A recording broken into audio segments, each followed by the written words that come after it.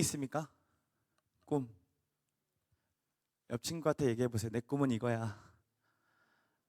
내 꿈은 이거야. 뭐 꿈이 있습니까? 네. 여러분들의 비전은 뭡니까? 비전. 비전을 뭐예요? 저의 꿈은 지난번에도 한번 얘기한 적이 있었는데 저의 꿈은 조인성 같은 배우가 꿈이었습니다. 국어 선생님이 꿈이기도 했고요. 운동치료사이기도 했습니다. 그런데 어쩌다 보니 배우처럼 카메라 앞에 서 있는 사람이 되었고 국어 선생님처럼 가르치기도 하고 운동치료사처럼 복음으로 누군가를 치료하는 중에 있는 목사 같은 사람이 되었습니다. 이처럼 우리의 비전이 무엇이냐라고 물을 때는 우리는 직업군을 가지고서 얘기할 때가 많죠. 그런데 이 청년쯤 되면 이제는 비전이 뭐냐라고 하는 것에 우리는 직업을 얘기하지 않고 어떤 사람이 되고 싶은가에 대해서 답을 내리게 될 겁니다. 여러분들은 그럼 어떤 사람이 되고 싶으신가요? 5년 뒤에, 10년 뒤에 여러분들은 어떤 사람으로 살아가고 싶으신가요? 또 여기 이제 우리는 또 그리스도인이다 보니까 주님을 위해서 그리스도인답게 살기 위해서 이러한 그리스도인이 되고 싶습니다라고 하며 우리는 하나님 나라를 위한 어떤 사람으로 명제낼 겁니다. 그런데 문제는요, 하나님 나라를 위해 나는 이런 목사가 되고 싶다라는 이 명제가요, 듣기에는 너무 좋은데 막연하다라는 거죠. 또한 목사를 못하게 되는 환경에 놓일 수도 있잖아요.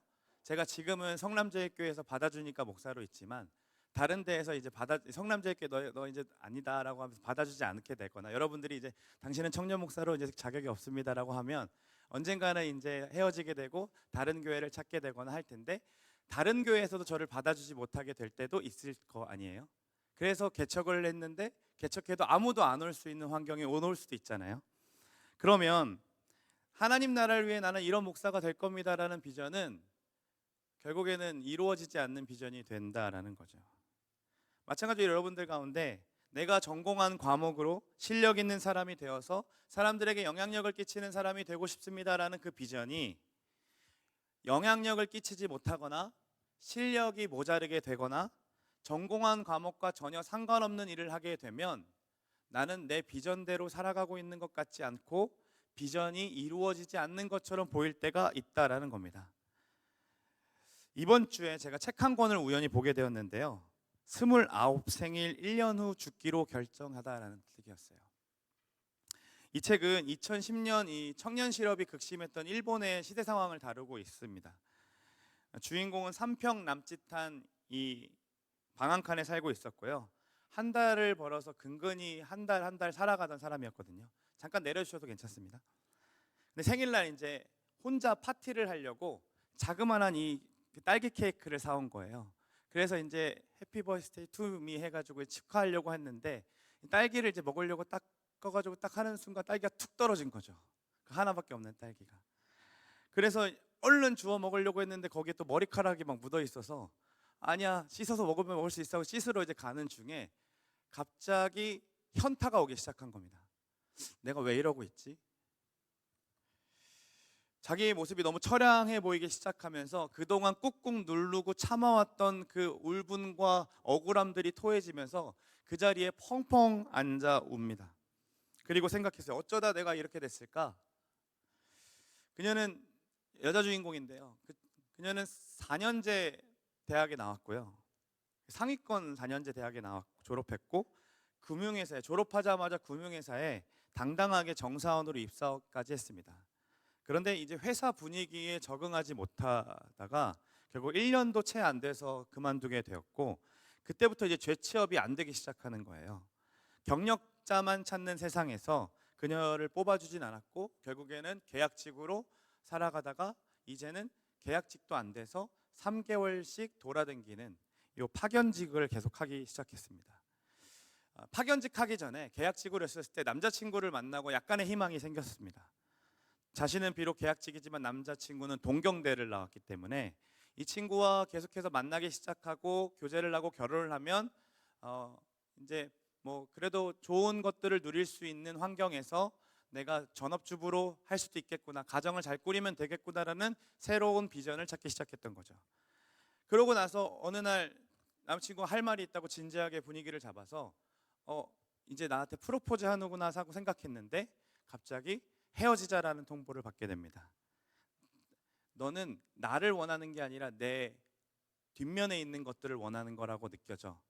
나는 내 인생 하나 짊어지고 가기도 벅차. 그러니까 우리 헤어지자라고 통보합니다.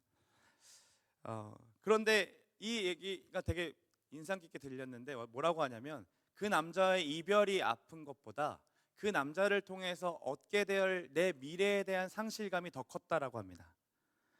이처럼 자신의 인생을 남에게 자꾸 맡겨버렸던 거죠.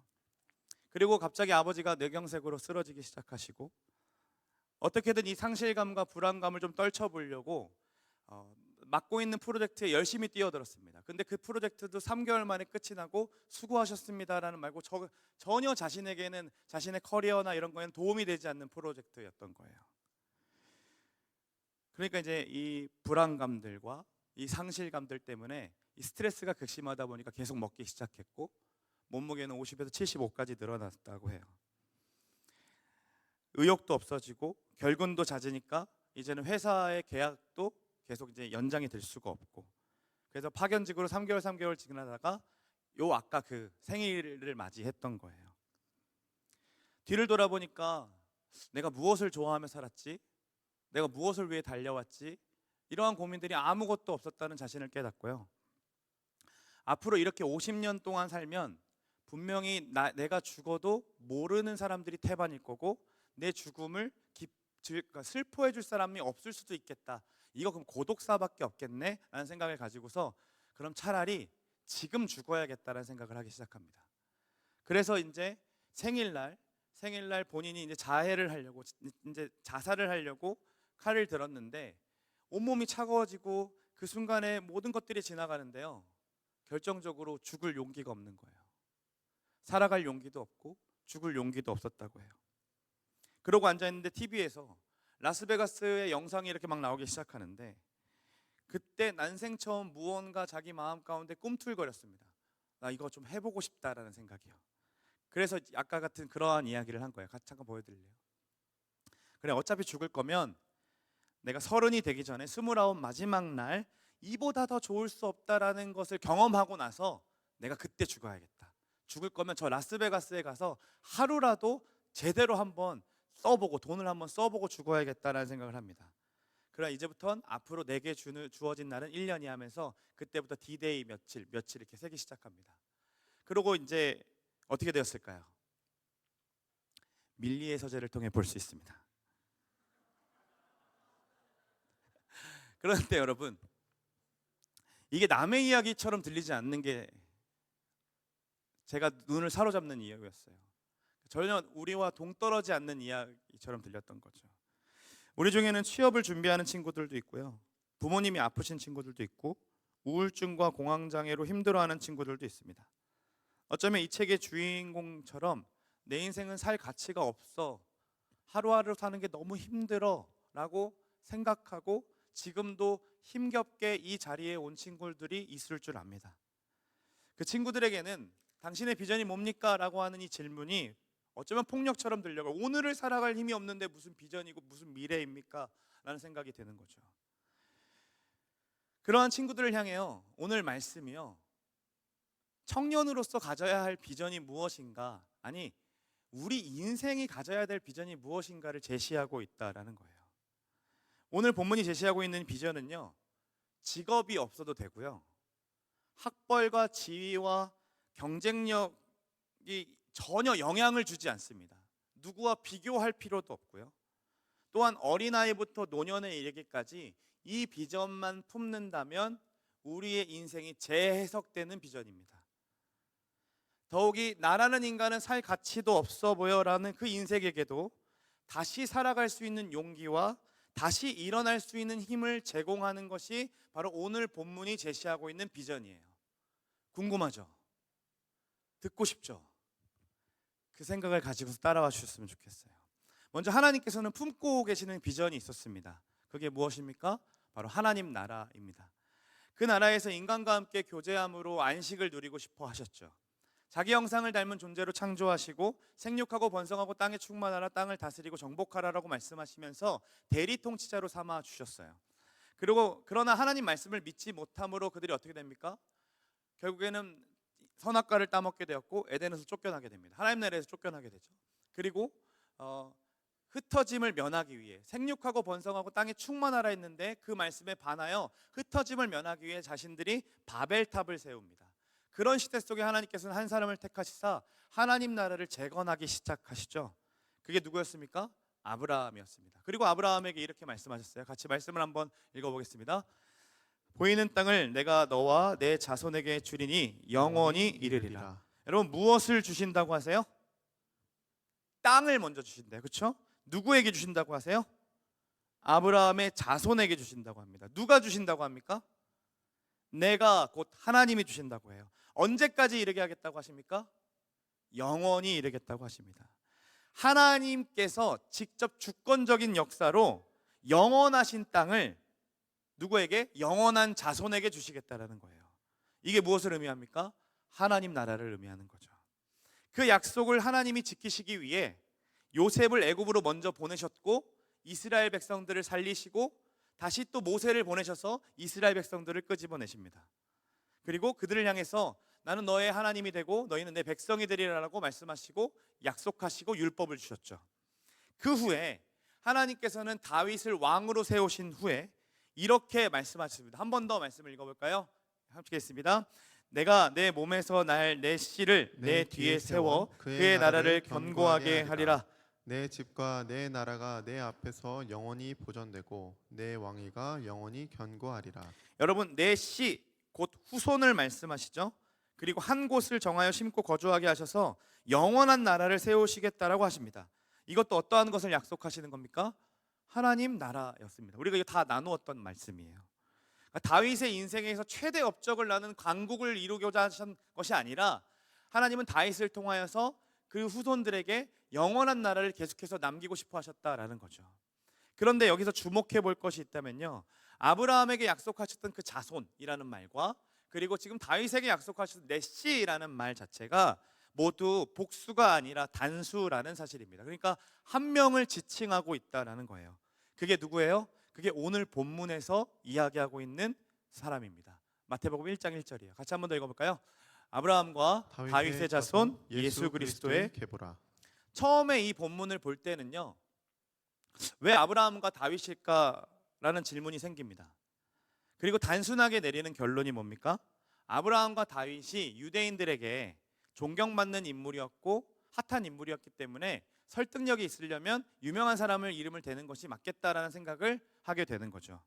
그런데 구약 성경을 통해 하나님의 비전이 무엇인지를 알아갔고 그 하나님의 비전이 곳곳에서 제시되었다라는 것을 안 순간부터는 이 아브라함과 다윗의 계보로 지금 예수 그리스도를 아브라함과 다윗의 후손이라고 자손이라고 말하는 이유가 무슨 의미인지를 이제 알게 됩니다. 왜 그렇습니까? 구약에서 약속하셨던 그 약속을 지금 예수 그리스도를 통해서 이루어졌다라는 것을 지금 선포하고 계신다라는 거죠. 아브라함의 후손 다윗의 씨가 바로 예수 그리스도이시며 그분이 곧 유대인들이 그렇게 기다리던 다윗의 자손 메시아라는 것을 나타내주고 있는 겁니다. 딱 한 구절로요. 또한 유대인들만 알고 있는 이 암호 같은 것, 우리는 지금 잘 모르지만 유대인들만 알고 있는 언어로, 개념으로 암호를 하나 집어넣었어요. 17절 말씀을 한번 읽어볼게요. 함께 했습니다. 그런즉 모든 대수가 아브라함부터 다윗까지 14대요. 다윗부터 바벨론으로 사로잡혀 갈 때까지 14대요. 바벨론으로 사로잡혀 갈 때까지 14대요. 바벨론으로부터 사로잡혀 간 후부터 그리스도까지 14대더라. 여러분, 지금 보면 아브라함부터 다윗까지 14대죠. 이스라엘의 역사의 태동기와 형성기를 의미합니다. 그리고 다윗으로부터 바벨론 포로 전까지는 이스라엘이 전성했던 시기와 그리고 쇠퇴했던 시기를 얘기하고 있죠. 그리고 또 바벨론부터 그리스도까지는 이제는 포로 이후에 다시 회복해서 그 약속이 성취되는 그 시기를 얘기하고 있어요.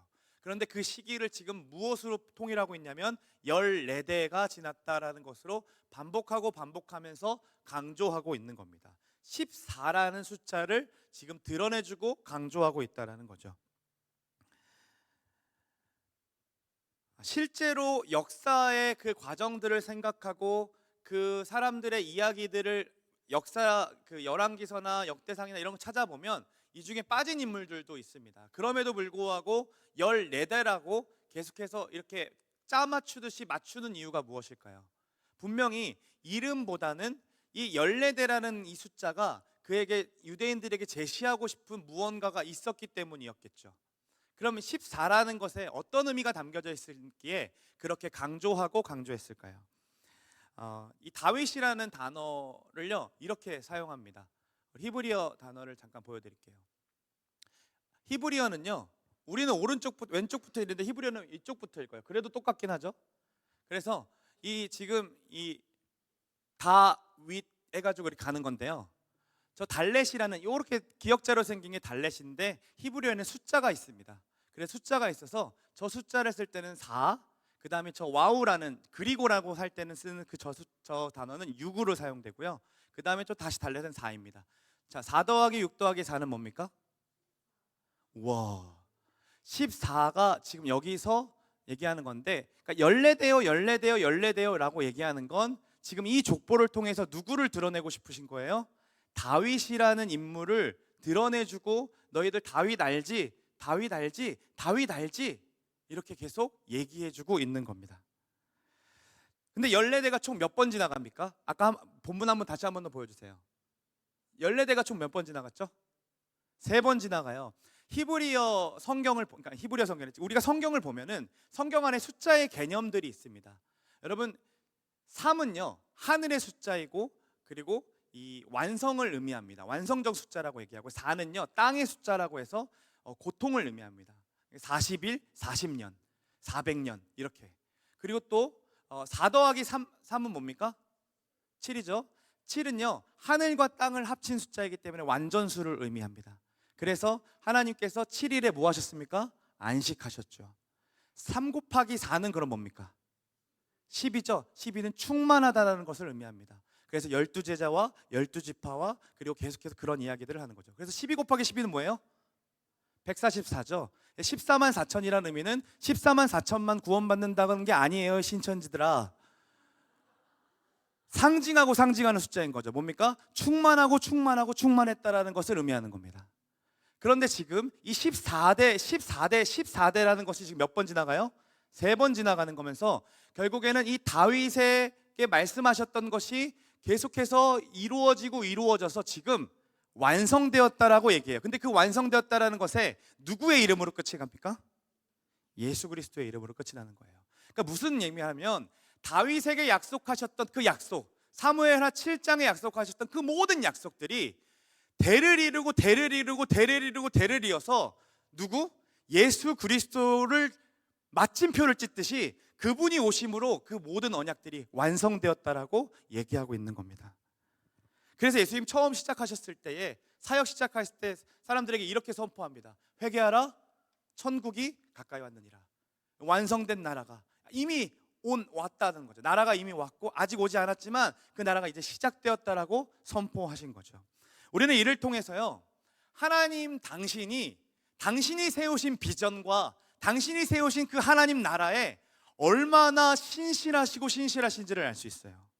우리가 지난주 예레미야를 통해서 봤듯이 무너지고 패역한 백성들이지만 그들의 악행을 다 사하시고 다시는 죄를 기억하지 않겠다라고 하시면서 결국 지금 당신의 아들을 보내셔서 뭐 하시는 겁니까? 그 약속을 신실하게 이루어가고 계신다는 거예요. 또 족보를 계속 보면요 의문이 드는 부분이 또 있습니다. 그게 뭡니까? 여자의 이름이 등장한다라는 겁니다. 성경의 족보들은요 여자의 이름이 대부분 등장하지 않습니다. 그런데 예수님의 족보는 여자의 이름이 등장합니다. 같이 3절, 5절, 6절을 같이 한번 읽어볼까요? 함께 있습니다. 유다는 다말에게서 베레스와 세레를 낳고 살몬은 라합에게서 보아스를 낳고 보아스는 롯에게서 오벳을 낳고 다윗은 우리아의 아내에게서 솔로몬을 낳고. 여러분 이 4명의 여인들에게는 공통점이 있어요. 그들의 신분은 곧 이방인들이었고 그들과 얽혀져 있는 스토리들이 다 있다라는 겁니다. 그런데 그 스토리들이 다 자랑할 만한 스토리들은 아닙니다. 다말은요 유다의 며느리였는데요 창녀의 모습으로 꾸며서 그 시아버지 유다를 속여서 성관계를 갖고 그 대를 이어받습니다. 그래서 베레스와 세라를 낳았죠. 그러니까 이게 무슨 얘기입니까? 근친상간의 죄를 보여줍니다. 그리고 라합은요, 가나안 사람이었고 이방 여인이었는데 그 사람의 직업은 창녀였다라고 합니다. 기생 출신이었습니다. 그녀는 수치스러운 직업을 가졌죠. 또한 룻은요, 모압 출신입니다. 신명기 말씀에 보면 모압은 여호와의 총회에 들어올 수 없다라고 합니다. 왜냐하면 이 모압이 어떻게 탄생되었냐면 지금 룻 말고 롯 아브라함의 조카 롯이 있었을 때에 소돔과 고모라 멸망했을 때에 뒤로 돌아올 때 딸 둘만 가지고 탈출합니다.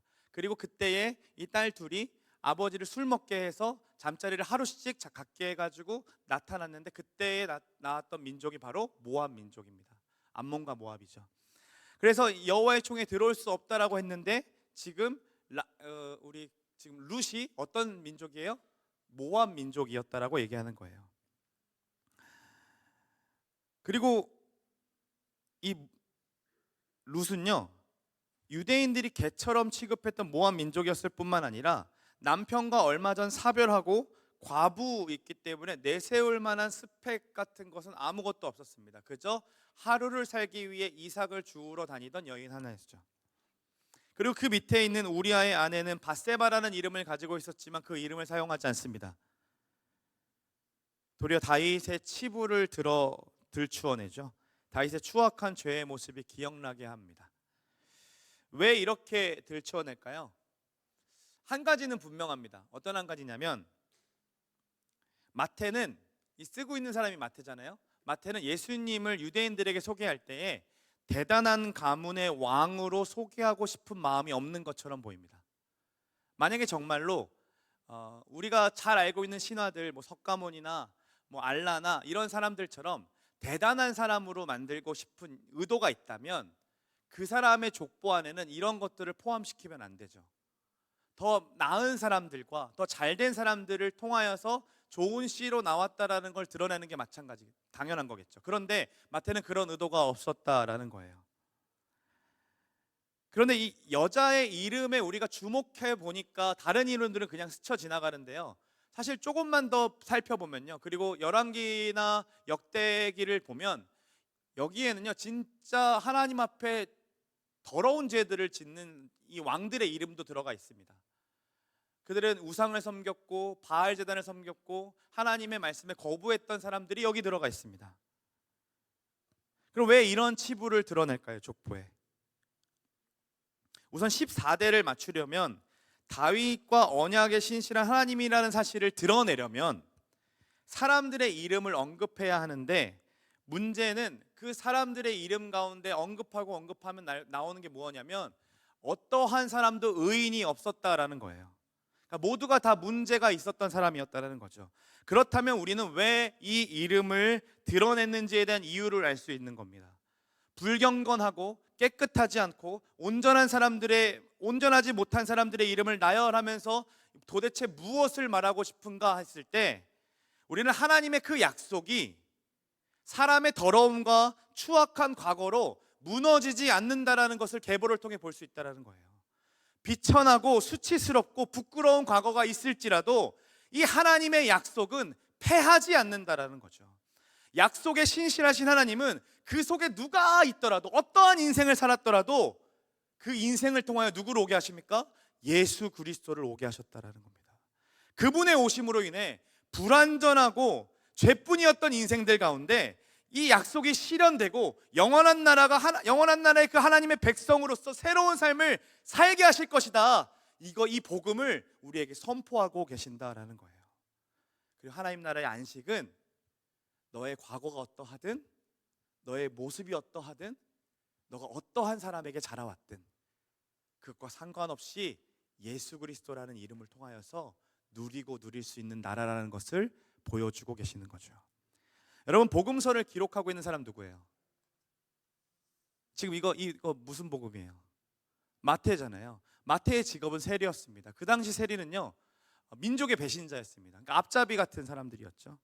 그러니까 사람들에게 손가락질 당하는 게 너무나도 익숙한 직업을 가진 게 세리였다라는 거예요. 그러면 이 친구는요 마태는요 늘 이런 생각을 하지 않았을까요? 나 같은 사람도 구원받을 수 있을까? 나 같은 사람도 예수님께 사랑을 받을 수 있을까? 나 같은 사람이 예수님의 제자가 될 수 있을까? 이러한 고민들을 하지 않았을까요? 그런데 예수님이 어느 날 부르세요. 마태야 함께 가자. 그러고 어떻게 합니까? 함께 가기 시작합니다. 그리고 그분이 나를 위해 죽으시는 것을 봐요. 다시 살아나심을 보고요. 다시 성령이 우리에게 오심을 봐요. 그래서 그때에 내 인생이 더 이상 민족의 배신자도 아니고 하나님의 제자라는구나라는 것을 인식하기 시작하고 정체성이 바뀌기 시작합니다. 그리고 이제 예수님을 소개하기 위해서 족보를 쓰기 시작하는데 나열하면 나열할수록 누가 나와요? 추악한 이름들이 막 나오기 시작하는 거죠. 그러나 그는 담대하게 적어냅니다. 왜입니까? 내 인생에도 예수님이 오셔서 내 인생을 바꿔주셨는데 이들의 인생 가운데도 예수님이 오신다면 아무 상관없구나라는 것을 깨닫기 시작하는 거죠. 자신의 인생이 불의했던 과거까지도 선으로 바꾸시는 예수님을 보았기 때문에 이제는 그 인생이 더럽혀진 인생이라 할지라도 어떠한 스펙도 내보낼 수 없는 인생이라 할지라도 예수님의 이름이 등장하는 것의 가치에 어떤 것도 타격을 주지 않는구나. 예수님이면 충분하구나라는 것을 알았기 때문에 담대하게 적어대고 오히려 그 불경건한 사람들의 이름을 자랑하기 시작합니다. 하나님 나라를 이루어가는데요 그들의 이름이, 그들의 업적이, 그들의 과거가 어떤 장애도 되지 않는다는 거죠. 그리고 예수라는 이름이 마지막에 탁 찍히면서 완성된 족보가 되는 거예요. 어떤 겁니까? 이제 진짜 왕의 족보가 생겨나기 시작하는 겁니다. 사랑하는 여러분, 이 족보를 통해요 우리에게도 하나님 말씀하고 계세요. 우리도 지우고 싶은 과거들이 다 있죠. 누구에게도 말할 수 없는 추악한 일들도 우리한테 많을 거라고 생각합니다. 하나님 다 아세요. 우리의 과거들을 하나님 다 아시고 그 현장 가운데 있으셨습니다. 그래서 우리는 거기에 묶여서요 하나님 나라를 이루어 간다라는 이 메시지들이요 참 동떨어지게 들려집니다. 내 삶은 너무나도 형편없고 내 삶은 지금 살아 숨쉬기도 힘들고 내 과거는 너무나도 더럽혀졌는데 하나님 나라를 누린다라는 것이 마치 막연하게 느껴지고 저 멀리 있는 것처럼 느껴지고 조금 더 경건해지면, 조금 더 내가 신앙생활 열심히 하면, 조금 더 내가 하나님 앞에 떳떳하게 살 수 있으면 그때 누리는 것이 있구나라는 생각을 갖게 한다는 거예요. 그러나 여러분, 여러분의 과거에 눈을 들어서 여러분의 과거와 어떠한 상관없이 여러분의 인생을 이끌어가고 계시는 신실하신 하나님을 바라보시기를 간절히 소망합니다. 족보에 드러나고 있는 그분의 신실하심을 여러분 좀 잠잠하게 한번 묵상해 보세요. 진짜 하나님이 신실하신 분이라면요 그분의 약속도 어느 것도 패할 수 없는 그 진짜 신실한 약속이라면요 우리가 과거의 잘못으로 막 뒤덮여졌고 더럽혀졌을지라도 또 지금 추악한 삶을 살아왔다 할지라도 가장 아름답고 완전하신 예수 그리스도의 그 꽃을 하나님은 그 인생 가운데 피우십니다. 오직 하나님께서, 신실하신 하나님께서 그 일을 지금도 행하고 계십니다. 변변치 않은 스펙을 가져서 창피합니까? 걱정하지 마십시오. 우리 예수님께서 여러분들 가운데 예수 그리스도라는 꽃을 피우십니다. 시리에 빠져서 낙심하는 그 순간에도 여러분 하늘을 바라보십시오. 하나님께서 여러분들의 인생을 붙잡아 가시고 계속해서 하나님 나라를 이루어가 계시기 위해 여러분을 포기하지 않으십니다. 당신의 나라를 보여주고 싶어 하시고 당신과 함께 안식을 누리고자 하고 싶으시기에 여러분들의 인생 속에 예수 그리스도라는 그 씨앗을 심고 자라게 하시고 물 주시고 심어줘서 꽃이 피게 하시는 분이 바로 우리 신실하신 하나님이시라는 거예요. 그 하나님을 붙잡으며 가시기를 소망합니다. 그럼 우리는 궁금하죠? 내 인생에 예수님이라는 꽃을 그럼 하나님 어떻게 피워가실까? 나는 저 사람은 꽃핀 것 같아. 그래, 저 사람은 좀 잘 살고 있는 것 같으니까 꽃핀 것 같은데 내 인생은 아직도 그냥 씨앗에 땅에 처박혀 있는 것 같은데 그럼 하나님 도대체 어떻게 내 인생 가운데 그리스도라는 꽃을 피워가실까? 그분의 약속을 내 인생에 어떻게 이루어 가실까? 내 인생이 어떻게 하나님 나라로 변화갈 수 있는가? 이 궁금하기 시작할 겁니다. 이 족보에 숨겨진 또 하나의 비밀이 그 방법을 이야기해주고 있는데요 성경 진짜 재밌어요. 1장 1절을요 우리말로 읽어보면요 아브라함과 다윗의 자손 예수 그리스도의 계보라라고 말하지만요 헬라어 성경을 가지고서 읽어보면요 아브라함과 다윗보다 예수의 이름이 먼저 나옵니다. 그러니까 예수, 다윗, 아브라함 이렇게 씁니다. 그리고 17절에 가면요, 아브라함, 다윗, 예수로 마무리돼요. 자, 잠깐만 머리를 굴려보세요. 예수, 다윗, 아브라함으로 시작해서요 쭉 얘기한 다음에 마지막에 뭘로 끝난다고요? 아브라함, 다윗, 예수로 끝나요.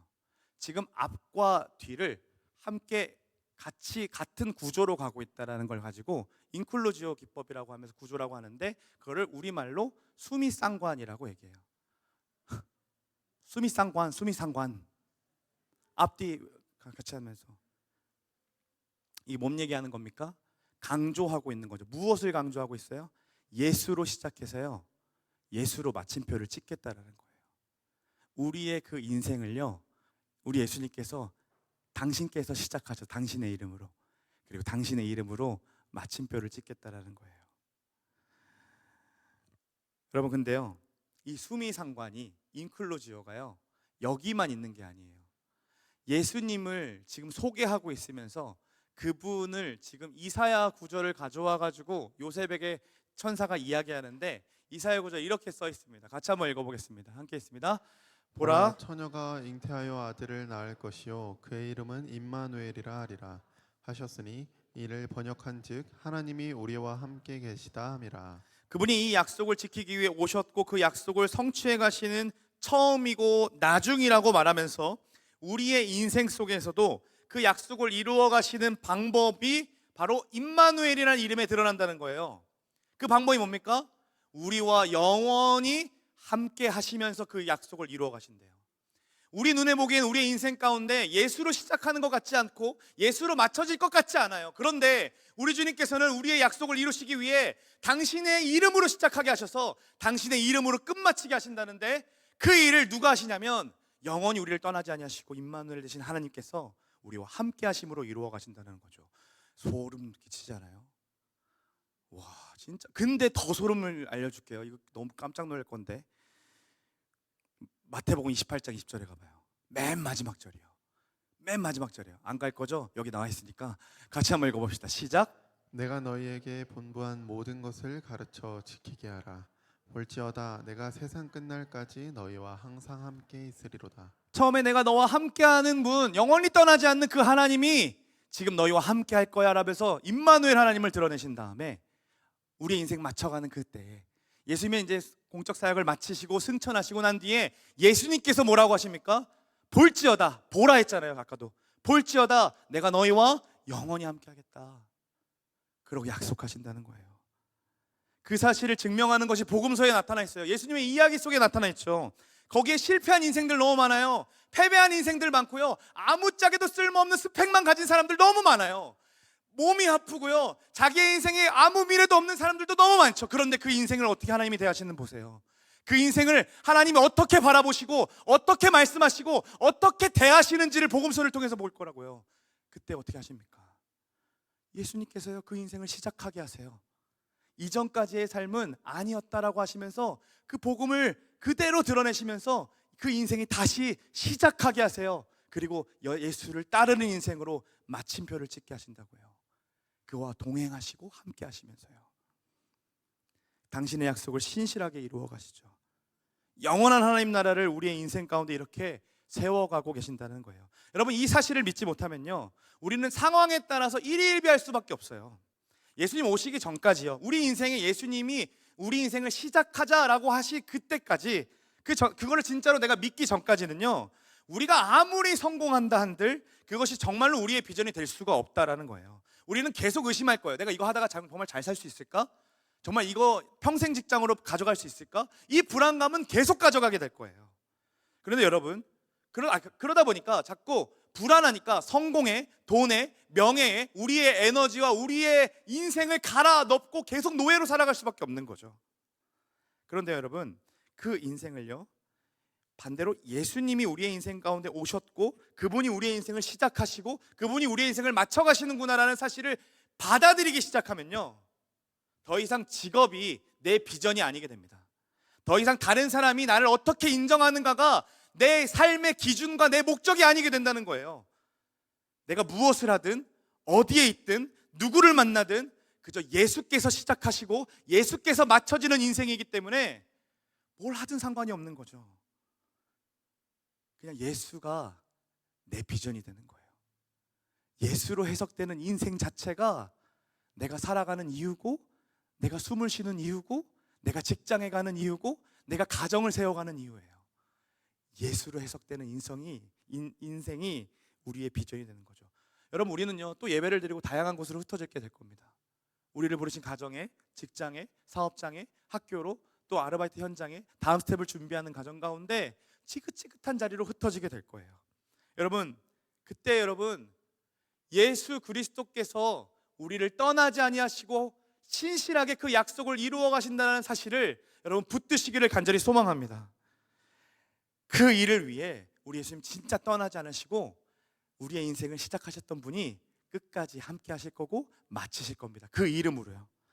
그래서요, 성령은요 우리를 떠나지 아니하시면 우리가 예수의 족보에 껴져 있는 사람이구나, 우리의 인생도 별발 없고 우리는 이스라엘 사람도 아니니까 예수의 족보에 들어갈 일도 없는 것 같은데, 근데 우리를 예수의 족보에 넣어주셨다니까요. 그 약속이 성경에 증언되어 있어요. 로마서 말씀이에요. 같이 한번 읽어볼까요?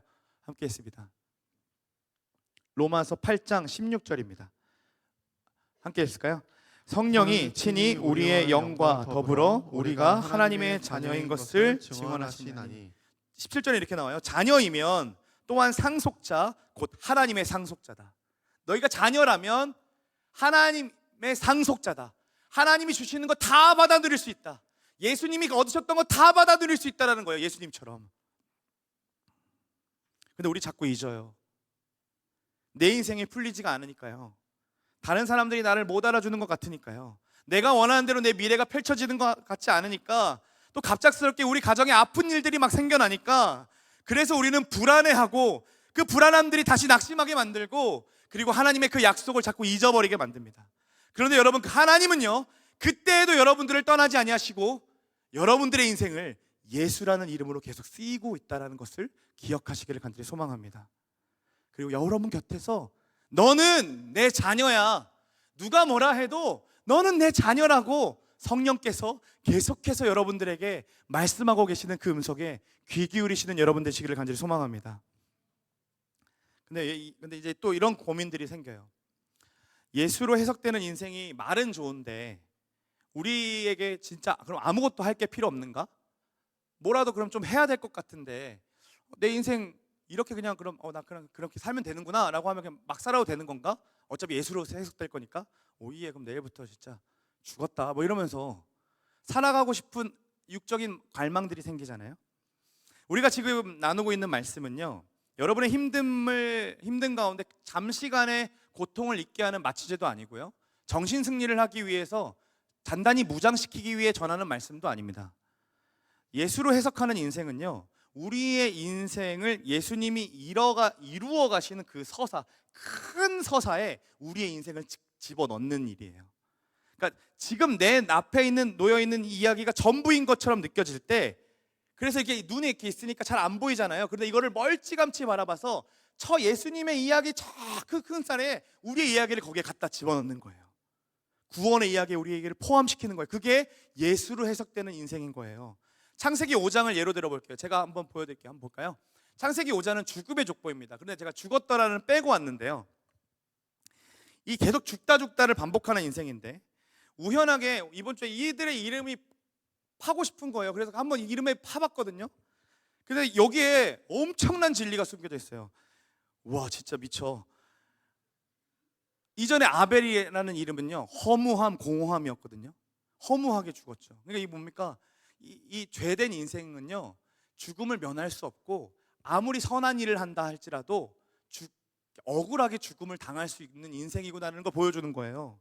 그러고 나서 아담에게 하나님이 셋을 허락하시는데, 저 셋이라는 이름은 뭐냐면 대체자라는 뜻입니다. 대체자. 그리고 셋은 에노스를 낳죠. 에노스는 죽을 수밖에 없는 존재라는 뜻이에요. 에노스는 게난을 낳습니다. 게난은요, 뜻밖의 얻는 은혜입니다. 그리고 마할랄렐은 찬양이라는 이름이고요, 야렛은 높은 곳에서 내려온 자라는 뜻을 갖고 있고요, 그 뒤에 에녹은요, 봉헌한 자, 승천한 자라고 얘기합니다. 그리고 무드셀라는 심판의 도구라는 이름의 뜻을 갖고 있고, 노아는 안식이라는 이름을 뜻을 갖고 있습니다. 별거 아닌 인생들, 여기에 이분들이 어떤 인생을 살았는지 우리는 알 수 없어요. 왜냐하면 성경은 저렇게 나았고 죽었다라고만 반복하기 때문에. 마찬가지로 우리의 인생도요, 어떤 누구도 알아주는 사람 없을지도 몰라요. 그냥 성남제일교회 조동이라는 사람이 사역했다가 죽었대, 이 정도로 끝나는 인생일지도 모를 거라고요. 그런데요, 저 이름 안에 무엇이 담겨 있는지를 보자면 다 예수 그리스도를 드러내고 있어요. 몇천 년 뒤에 오게 될 예수 그리스도를 드러내고 있다고요. 예수님이 어떤 분이십니까? 아담의 대체자로 오신 분이십니다. 예수님은 높은 곳에서 내려오신 분이고요, 죽을 수밖에 없는 존재로 봉헌물로 바쳐주셨어요. 그리하여 심판의 도구로 사단의 머리를 짓밟으셨죠. 그리고 다시 하늘로 올라가십니다. 그분은 우리에게 뜻밖의 얻는 은혜고요, 그리고 그분은 우리의 찬양의 이유입니다. 또 그분으로 인하여 우리가 무엇을 얻습니까? 안식을 얻는다는 거죠. 여러분, 지금 창세기 5장, 이 죽음을 피할 수 없는 죽었더라를 반복하는 이 족보 속에서, 각자의 인생 속에서 누구를 지금 가리키고 있는 거예요? 앞으로 오게 될 메시아 예수 그리스도를 가리키고 있는 거예요. 우리는요, 예수님을 전체로 닮아갈 생각을 하니까 막막하죠. 예수님의 인생을 보면 볼수록 이거는 내가 못할 것처럼 느껴진다는 거예요. 그런데요, 예수님의 인생을 전체 닮아가는 건 우리의 지향점이긴 하지만 우리의 인생, 이 짧은 인생 살다가 어떻게 그걸 다 할 수 있겠어요? 예수님의 한 부분만 닮아도 얼마나 좋겠어요.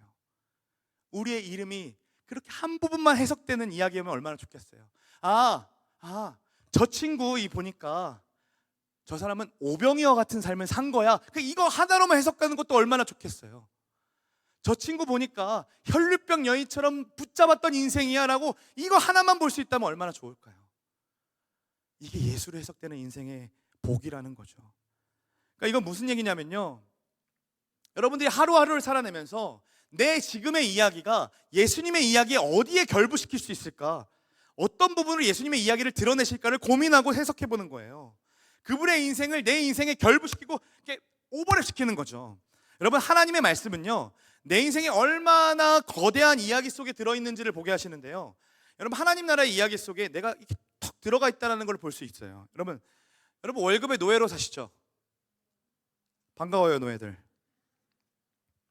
또 감옥 같은 학교 언제 탈출하나, 감옥 같은 이 직장 언제 때려치나 라는 생각을 가지고 살아가시죠. 여러분, 우리는 그때 우리의 이야기를 요셉의 이야기 속에 넣는 겁니다. 요셉의 이야기 속에 하나님이 어떻게 그를 이끌어 가셨는지를 보는 거예요. 그리고 그때 요셉의 이야기가 나에게 소망이 되기 시작해요. 하나님이 내 인생도 그렇게 이끌어 가시겠구나. 여러분, 현재 외로운 것 같고 아무도 내 인생을 인정해 주시는 것 같고 내가 도대체 뭔가, 내가 어떤 존재인가라는 것을 자존감이 팍 바닥인 친구들 있죠. 여러분, 그 인생 속에 있을 때에 모세의 이야기, 아브라함의 이야기를 여러분의 인생 속으로 가져오는 거예요. 그 모세를 어떻게 들어쓰시는가, 애굽에서도 인정받지 못하고 이스라엘에게도 인정받지 못했던 그 모세를 하나님이 어떻게 사용하시고 이끌어 가시는가, 그걸 보면서 내 인생을 기대하기 시작하는 거죠. 내 인생도 하나님의 구원의 통로로서 사용하실 수 있겠구나라는 사실을 기대하고 바라는 거죠. 여러분, 거대한 프로젝트 때문에 지금 밤낮 세우고 있는 사람들 있죠. 내가 이것만 끝나면 좀 자유할 수 있겠다. 그리고 또 내가 어떻게 해결할 수 없는 그 문제 때문에 두려워하고 아파하고 있는 친구들 있죠. 그때 다윗의 이야기 속으로 우리의 이야기를 집어넣는 거예요. 골리앗 같은 그 문제를 우리가 어떻게 해결할 수 있을까? 다윗이 어떻게 바라봤을까? 다윗이 어떻게 승리했을까? 그 얘기를 바라보면서 내 인생을 다시 해석함으로 하나님이 지금도 살아계신다면 나도 다윗처럼 승리할 수 있는 거구나, 나도 내가 작은 이 물맷돌 가지고도 승리를 경험할 수 있는 거구나, 이 사실을 경험하고 가는 것이 우리의 인생을 예수로 해석하는 인생이라는 거예요. 나의 이 좁은 이야기를요, 그 방대한 하나님의 역사 가운데 집어넣음으로 내 인생도 그들의 이야기처럼 써가실 것, 계속 써내려 가실 것들을 믿고 신뢰하고 따라가는 거죠. 이것이 성경을 통해 우리의 인생을 해석하고 예수를 해석되어 하나님 나라를 누리는 삶인 겁니다. 아까 그 책으로 돌아가면요, 30세 생일에 죽기로 했던 그 친구가요, 결국 딱 1년 모아가지고 2만 달러를 모읍니다. 그리고 라스베가스로 떠나요. 1만 달러는 호텔비와 비행기 값으로 나가고 딱 1만 달러 주어져서 이제 라스베가스에 하려면 가면 뭐 해야 돼요? 도박해야죠. 블랙잭을 연구해가지고 내가 한 방을 치리라 하고서 갔어요. 그리고 블랙잭을 열심히 했는데요. 딱 벌어들인 돈이 $5였어요. 수중에 1만 $5. 그러니까 계속 했는데 하루 종일 했는데 딱 $5 번 거예요. 그러고 이제 죽을 시간이 다가왔잖아요. 오늘 죽기로 했으니까. 죽었을까요? 안 죽었을까요? 안 죽었으니까 책이 나왔겠죠. 어떻게 안 죽었냐면요. 내가 라스베가스 이 막연한 희망, 내가 이루지 못할 것 같았던 그 희망이 하루하루에 악착같이 살아낼 수 있는 힘과 용기를 더해줬고, 그 하루하루 살아갔던 삶이 이제는 다시 살아갈 수 있는 힘과 이 자존감을 회복하기 시작했다라는 거예요. 여러분, 라스베가스 하나가 우리의 인생을 그렇게 바꾼다는데 하나님 나라가 우리의 인생을 바꾸지 못할까요? 라스베가스 그 1년 투자했던 그 인생을 다시 살아갈 수 있는 힘을 얻게 하고 자신의 바닥이었던 자존감을 다시 드러내는데, 우리와 함께 하실 예수 그리스도라는 이름이 정말로 우리에게 아무 의미 없이 흘러가게 할까요? 저는 그렇게 믿지 않습니다. 우리 예수님은 그런 분이 아니시니까요. 속지 마세요, 여러분. 복음은요, 정말로 우리를 다시 살게 하고요, 정말로 다시 일어나게 하는 힘이 있습니다. 성경의 수많은 인물들이요, 자신의 삶으로 하나님의 약속에 신실하신다는 것을 증명해놨고, 나의 더럽혀진 과거도 하나님의 약속을 패할 수 없다는 사실을 성경의 곳곳에 드러나 있어요. 여러분, 저는요, 목사가 되고 싶었던 적이 없습니다. 지금도 목사를 해도 되는가라는 생각을 가지고 있어요. 잘 서 있는 것처럼 보이지만요, 매주 무너지고요, 아마도 또 집에 가서 제자반 끝나고 집에 가서 죄 지을 것 같아요. 정말 제대로 가고 있는가, 제대로 서고 있는가라는 불안감이 있고요. 대학 때는요 더 그랬어요. 옆에 신학생들 막 오는데요, 저 사람들은 막 청소년이 뜨거워가지고 나는 저 청소년들을 바꿀 거야 하면서 하나님께 막 부름 받아서 왔대요. 불 같아요. 막 어떤 사람은 섬에 들어갈 거라고 얘기하고요, 어떤 사람은 뭐 유년 초등학생들에 대한 그 안타까운 마음을 가지고 신학교에 왔대요. 나는 그냥 왔어요. 청년부 목사님이 내가 찬양인도 하겠다고 하니까, 야, 딴 따라 될 거면 너 신학교나 먼저 가라고 해가지고 내가 너무 열이 받아서, 그럼 딴 따라 안 돼, 내가 신학 가 해. 그래서 그냥 갔어요. 불같이 뭐 뜨거워지고 이런 것도 없었어요. 계속 내 안에는 그런 뜨거움도 없는데, 그런 어떤 영혼에 대한 갈망과 뜨거움도 없는데, 하나님, 내가 여기 있는 게 맞는 걸까요? 맞는 걸까요? 하다가 보니까 대학원도 갔어요. 이제 뒤 빠꾸 할 게 없어요, 이제는. 그러고서 목사 안수까지 받게 됐고 여러분에게 이렇게 있잖아요. 그런데 이제는요, 하다 보니까요, 청년부에 계속 오래 붙어있게 하시고 청년들이 좋으니까 나는 청년 사역자로 불러주신 사람이구나라고 생각했어요. 그래서 이 청년 사역이 비전이라고 생각했거든요. 그런데 다들 이런 얘기 하는 거예요. 너 청년 사역 잡고 있으면 다른 교회 이제 못 가. 교구 경험이 있어야 그 교회에서 써줄 수 있어. 그러니까 교구로 사역을 좀 해. 이제는 연차도 됐는데 라고 얘기한다고요. 근데 하고 싶지가 않았어요. 그냥 내가 좋은 거니까요. 그래서 또 저는 안 하겠다라고 얘기했거든요. 그래서 지금 청년 사역을 하고 있는데요, 이제 나이가 들다 보니까 내년에 06 애들이 올라오잖아요. 제 나이가 06학번이거든요. 그러니까 이게 우공 사역자로서는 그렇게 좋은 그림은 아닌 거예요. 꽁꽁 얼어붙은 한강 위에 고양이가 왜 다니는지 난 모르겠어요. 그걸 왜 그거를 하고 있는지 나는 잘 모르겠고요. 그들이 말하는 원형적 사고가 나는 뭔지를 잘 모르겠다고요. 그래서 생각을 하는 거죠. 우리 MZ들 바라보면서, 나는 이제 청년 사역은 끝이다. 저기 우리 하공 언니 오빠들이랑 놀아야겠다 라는 생각을 하고 있다고요. 그런데요, 하나님 제게 이런 마음을 주시는 거예요. 나는 너에게 청년 사역을 비전이라고 말한 적이 없는데 네가 좋아서 한 거잖아, 이런 마음 주시는 거예요. 뭐라 별명할 게 없었어요. 맞는 얘기니까요. 하나님이 이렇게 말씀하시는 것 같았어요. 그런데 잠잠히 있는데요, 근데 동희야, 네가 좋으면 나도 좋아 라고 말씀하시는 것 같은 거예요. 왜냐하면 그게 날 사랑하는 방식이니까. 너무 감동적이지 않아요? 나 너무 감동받았어요, 하나님 마음에. 하나님이 그냥 어떻게 가는지도 모르겠고 어떻게 하는지도 모르겠고 어떻게 청년 사역 했는지도 모르겠고 그냥 붙어 있고 살아 있고 그냥 하루하루 살았는데 그 하루하루를 당신을 사랑하는 기억으로 받아주셨다는 거예요. 그 마음을 아니까요, 제 비전이 더 이상 청년 사역이 아니에요. 그리고 목사가 아니어도 괜찮아요. 그냥 제 비전은요, 하나님이 뭘 시켜도 상관없어요. 시키시는 거 하려고요. 그 자리에서 그냥 하나님 사랑하는 거, 그런 사람이면 더 좋겠다. 무엇을 하든 어디에 있든 그 하나님 사랑하는 거, 그런 사람이 되고 싶어요 라는 마음이 나오게 되더라고요. 그냥 그 자리에서 하나님 사랑하는 것, 돌아서지 않고 충성된 일꾼으로 하루를 살아내는 것이 우리의 비전이게 되길 소망합니다.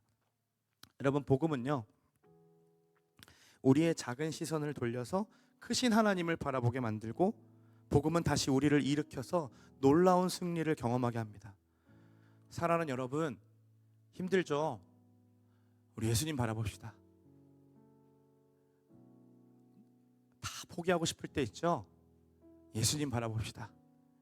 우리 예수님께서 우리의 인생을 어떻게 이끌어가는지를 바라봅시다. 어떻게 사는 것이 예수님을 닮아낼 수 있는지, 따라할 수 있는 건지 모르겠어요. 진짜 모르겠어요. 예수님 따라갈 수는 있을까? 예수님처럼 말할 수는 있을까? 정말 모르겠어요. 그러나 여러분, 우리가 매일매일의 작은 그 삶에서 우리가 이야기하는 그 작은 이야기들이 이 하나님의 크신 이야기와 맞물리기 시작할 때에 우리는 그때에 내가 왜 여기 있고, 내가 왜 지금 부름받았고, 내가 무엇을 해야 되는지가 해석되기 시작합니다. 수많은 사람들이 이렇게 얘기해요. 너는 왜 그 일을 하고 있어? 너는 왜 그렇게 친구에게 그렇게까지 비굴하게 구는 거야? 너는 왜 다 참아내야 해? 너는 왜 그렇게 살아? 너는 왜 지금 교회에 그렇게까지 가야 해? 너의 비전은 도대체 무엇이길래 그래? 라는 말들로 우리에게 말할지 모르겠어요. 누군가 여러분들에게 이렇게 말할지라도 우리는 명확한 비전이 있고 명확한 이유가 있기에 우리는 이들에게 이렇게 말할 수 있는 거예요. 나 그냥 예수님 좋아서 하는 거야. 예수님 좋아서 친구들한테 대하는 거고, 예수님 좋아서 그 자리에 버티고 간지고 앉아 있는 거야. 예수님 좋아서 그 일을 감당하는 거야. 예수님 좋으니까. 그것이 우리의 비전 되기를 소망합니다. 그게 우리의 인생으로 해석되어지길 소망합니다. 우리 같이 일어나서 이렇게 찬양할까요?